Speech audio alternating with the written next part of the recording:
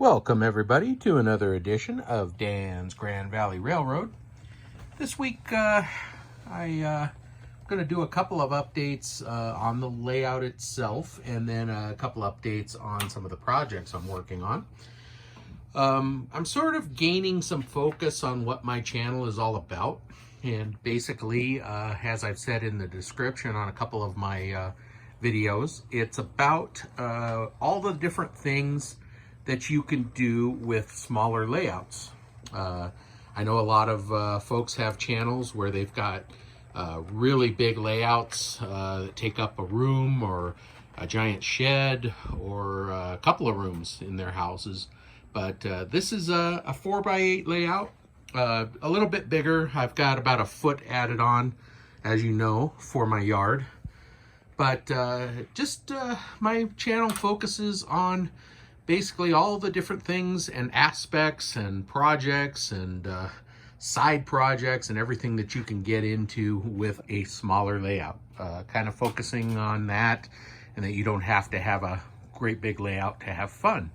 So with that being said, this week I'm actually testing out this number 315 locomotive here. That's an MTH GP38-2, and as most of you probably know, MTH was purchased by Scale Trains.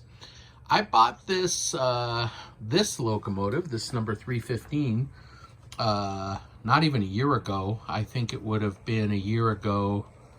It'll be a year ago, I'm sorry, in October or November, if I remember correctly. Anyway, it's giving me some problems. As you know, I bought the 307 locomotive that's there in the engine house after a couple months after I bought the 315, just because I liked it so well, and it's been doing great. But lately, now this is a track problem here. I don't know why suddenly I'm not getting some power right on that turnout right there. That's never happened before.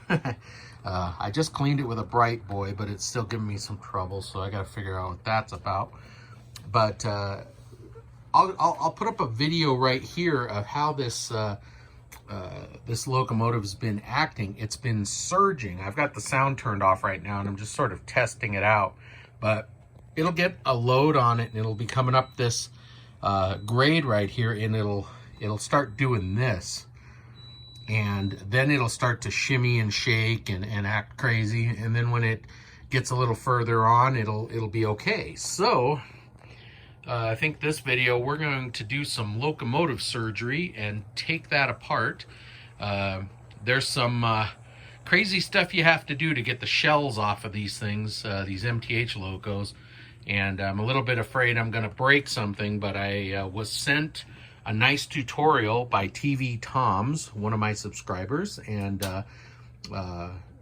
he has another channel here on YouTube with a Grand Valley layout that he builds and is working on. So I'll go ahead and link up here to his channel.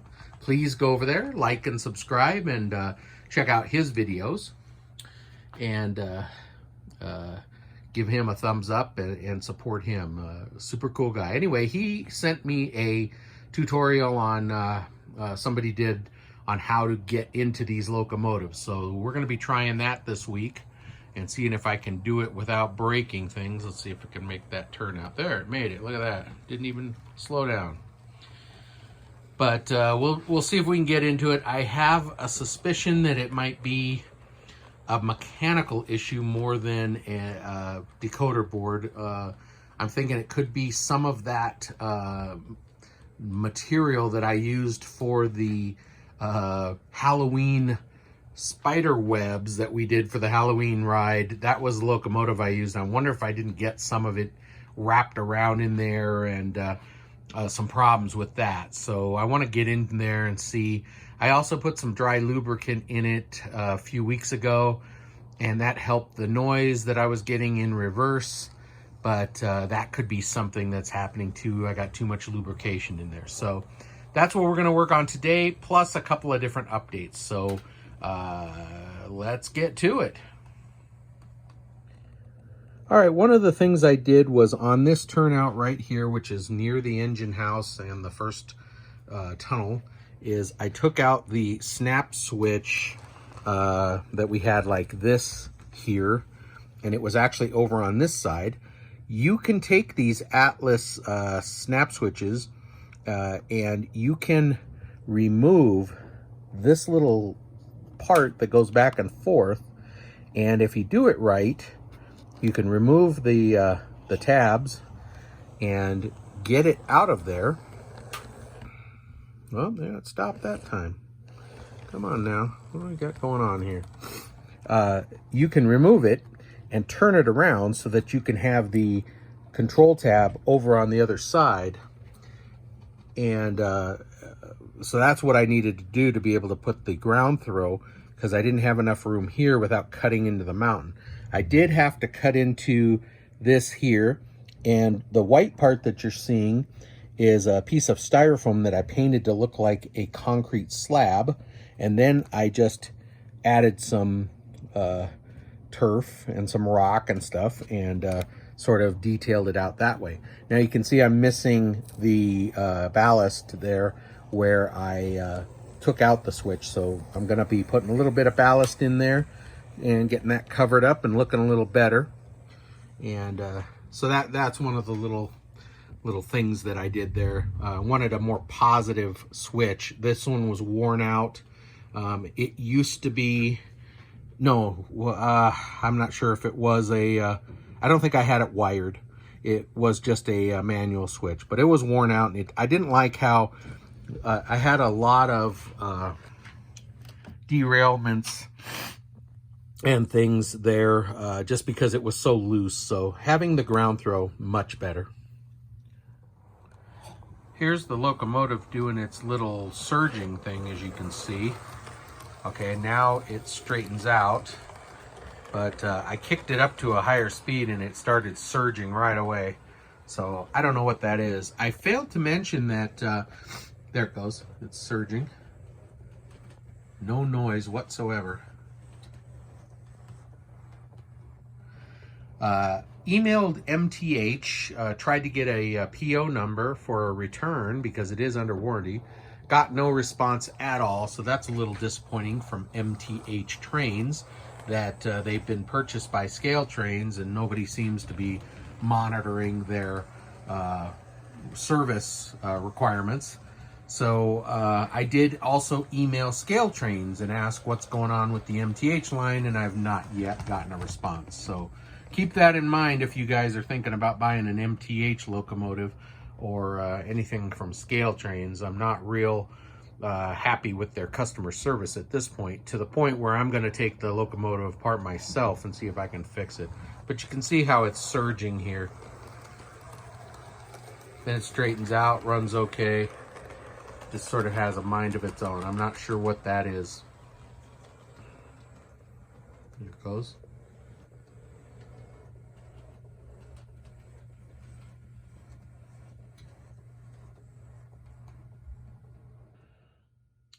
Another thing I've been working on, you remember this Athearn Caboose that I put a DCC controller board in, an NCE Light It board. We've got the red light on the back and the other side, plus interior lights, and I weathered it. I've got another one over on the bench that I'm working on, and we'll go over there to the bench and check it out. I'll show you what I've got going on with that. Okay, over here on the bench, here is the other Athearn Bay Window Caboose I picked up. This one is a little bit more detailed in that it has some painting on the railings, and it has a red smoke jack on it. A couple other little things. It's more like Neighbor Mike's, the one that we had borrowed for a while. It's a little bit different.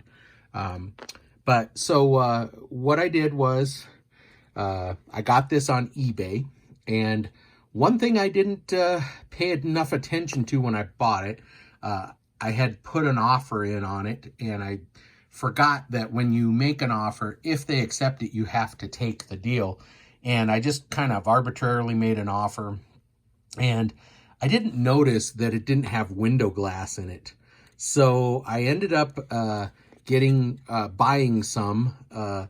There is a guy who's right here in my hometown who has an eBay store, and I'll link to that in the description.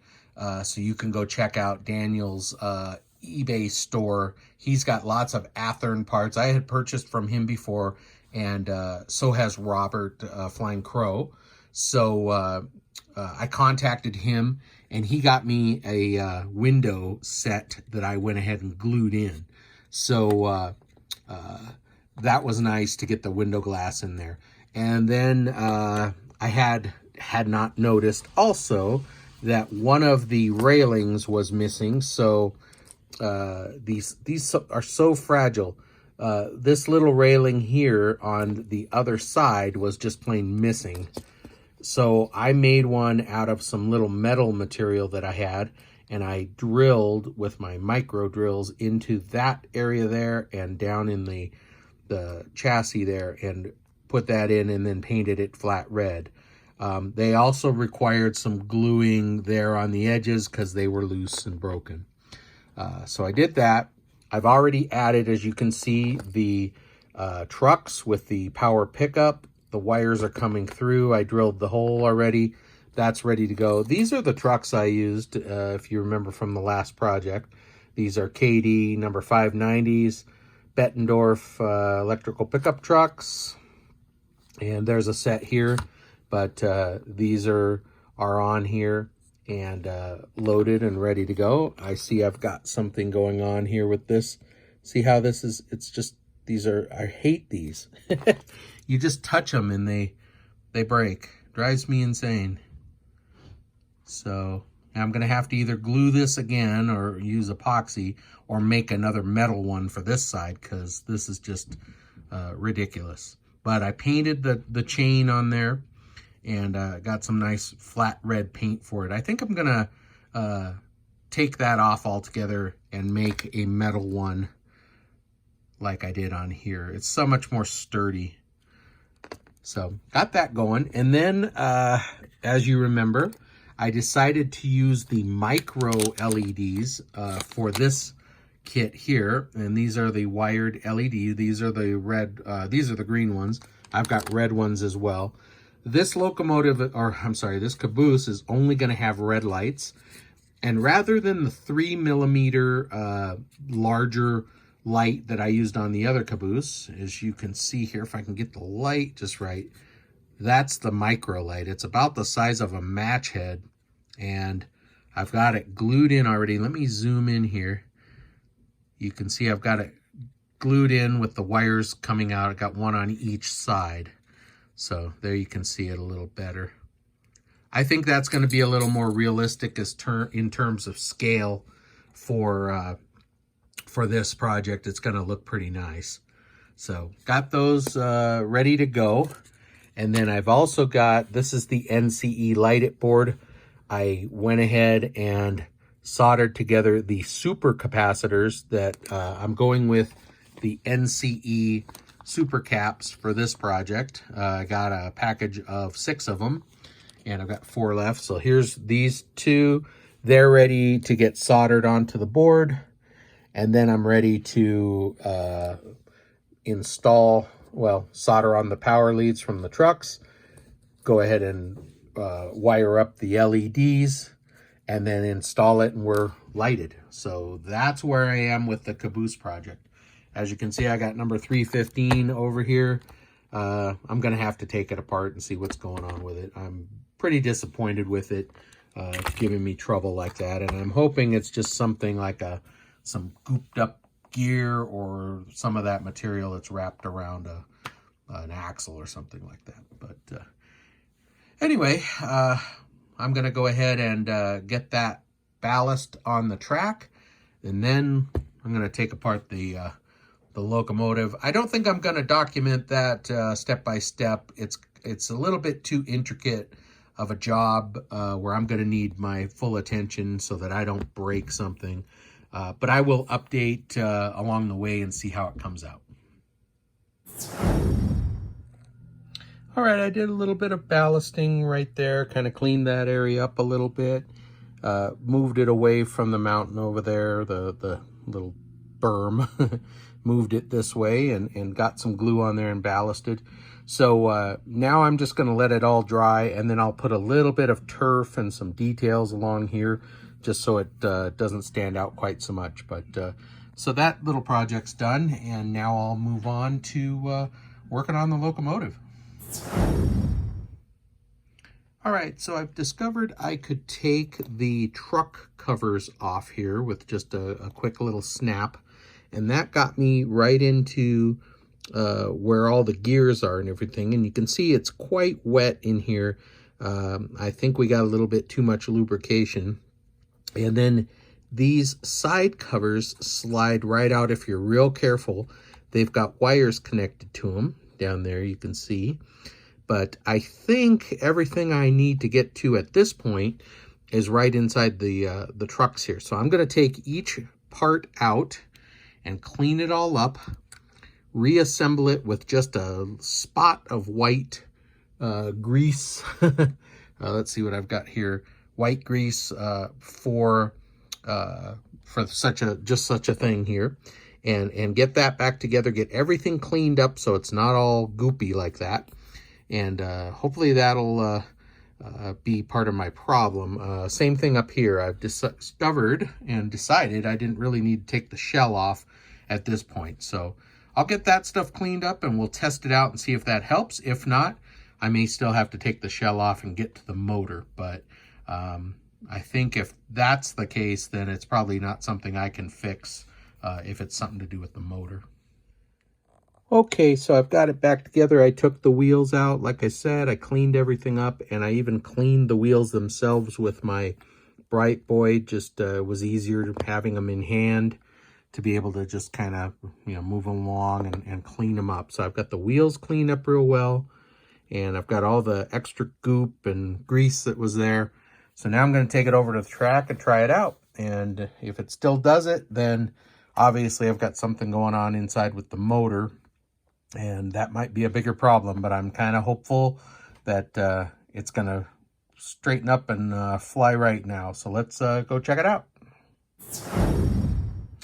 All right, so I did what I said. I put it on the track, and it's still doing it. So I went ahead and took the shell off so I could get in here and look at the motor and everything. And everything seems to be just fine. There's nothing binding. There's no issues with that. So I'll show you what it's doing here. Let's it seems like at up to 5 on my NCE controller, so just going a slow speed, that it seems to be just fine. But when I speed it up a little bit, and I'll wait till it comes out of the tunnel here, when I speed it up to about a 10 or so, you can really start to see it. So here, I'll wait till it gets past that. Now I'll speed it up to a 10. Okay. It's fine now, doing okay. Let's see if it does it on the incline. There it goes. Doing its little surging business. No noise, it just surges. So I'll go ahead and put it in full speed. That's 28 on the NCE power cab, and that should be full speed. And look what it's doing.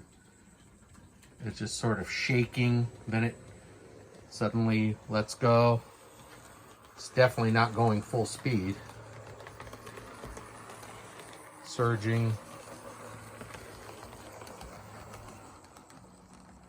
Struggling. So that's the problem. And my thoughts at this point, it's not the motor. I'm thinking it's probably the decoder.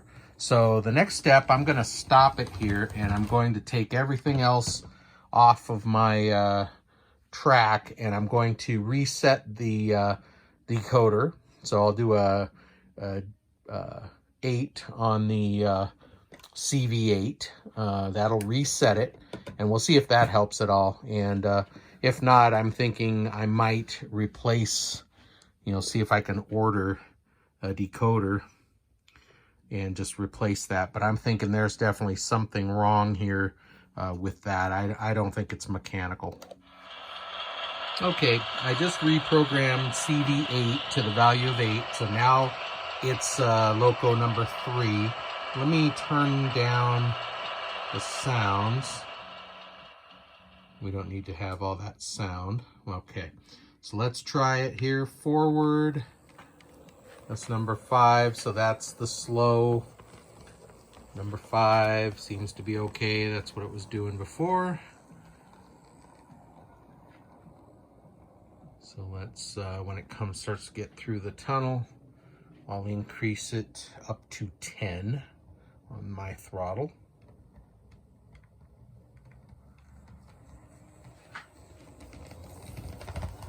Okay. Just like we did before.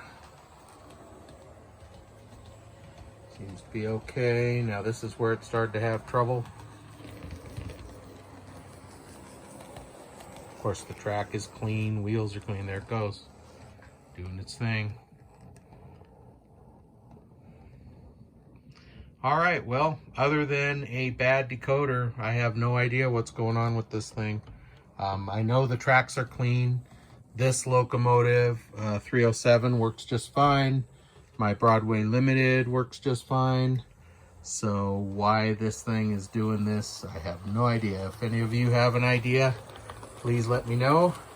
So I think my next step is going to be looking into a decoder replacement here. I'll try to get a hold of MTH again and Scale Trains and see if they'll help me out at all. But I'll let you know. So that's about it for this week. All right, everybody. Thank you so much for joining me this week. Just a little bit of a different show this time. Just trying to get that locomotive working and just giving you some update on some of my things I've been working on here. But we're up to 420 subscribers. Thank you so much. I really appreciate it. And please go visit tvtoms. Again, I did put his link up here and in the description. Go check out his Grand Valley layout. He's got some really nice details and stuff he's doing with his. And he is much more detail oriented than I am with mine. His ballasting and some of his buildings that he's working on, he's doing some servos on a brewery that he's got going on over in his industry, servos for moving people. He's doing roomettes inside the industries and stuff. So really detail oriented. So please go check him out and give him a like and a subscribe. And that's all I've got for you this week. Like I said, if you've got any ideas of what's going on with that locomotive, please let me know.